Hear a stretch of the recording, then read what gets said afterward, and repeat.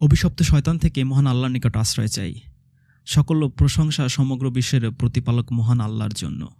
আজকে আমাদের খুতবার বিষয়, আল্লাহর রাসূল কি গায়েব জানতেন? অনেক মানুষের মুখে শোনা যায় যে নবী মুহাম্মদুর রাসূলুল্লাহ হাজির নাজির এবং তিনি গায়েব জানতেন।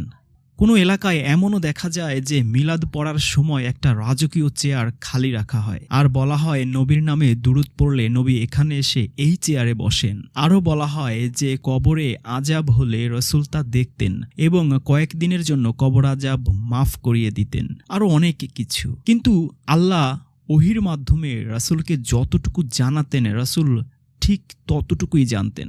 রাসূলের গায়েব জানা সম্পর্কে মহাগ্রন্থ আল কুরআন, যাতে কোনো সন্দেহ নেই এবং যার পরিপূর্ণ হেফাজতের দায়িত্ব মহান আল্লাহ নিজে নিয়েছেন, সেই হিদায়তের বাণী, হিদায়তের নূর আলোকবর্তিকায় আল্লাহ কি বলছেন? 6:50 আল্লাহ রাসূলকে বললেন, তুমি বলো যে আমি গায়েবের খবর জানি না, অদৃশ্যের খবর জানি না। আমি শুধু আমার প্রতি যে ওহী নাজিল করা হয় শুধু সেই ওহীর অনুসরণ করি। সূরা আনাম আয়াত 50। দেখলেন তো, সূরা আনাম আয়াত 50 অনুযায়ী আল্লাহর আদেশে কুরআনে আল্লাহর রাসূল সরাসরি বলছেন যে রাসূল গায়েব জানতেন না। কুরআন অনুযায়ী আল্লাহর কথাই সত্য। আপনি যদি নিজেকে মুসলিম দাবি করেন এবং যদি একথা বলেন যে আপনি সাক্ষী দিচ্ছেন যে আল্লাহর কুরআন সত্য, আল্লাহর এই কিতাব সত্য, তাহলে প্রমাণ ছাড়া যদি আপনি বলেন যে রাসূল গায়েব জানে, আপনি চরম মিথ্যাবাদী এবং আল্লাহর নামে চরম মিথ্যা অপবাদ দিচ্ছেন এবং আল্লাহর রাসূলের নামেও চরম মিথ্যা অপবাদ দিচ্ছেন।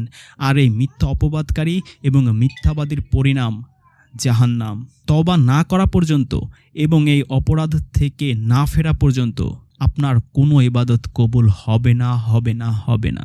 7:188 আল্লাহ বলেন, হে নবী, আপনি বলে দিন, যদি আমি গায়েবের খবর জানতাম তাহলে আমি অনেক কল্যাণ অর্জন করতে পারতাম আর আমার কোনো অকল্যাণই হতো না, কোনো অমঙ্গলই হতো না।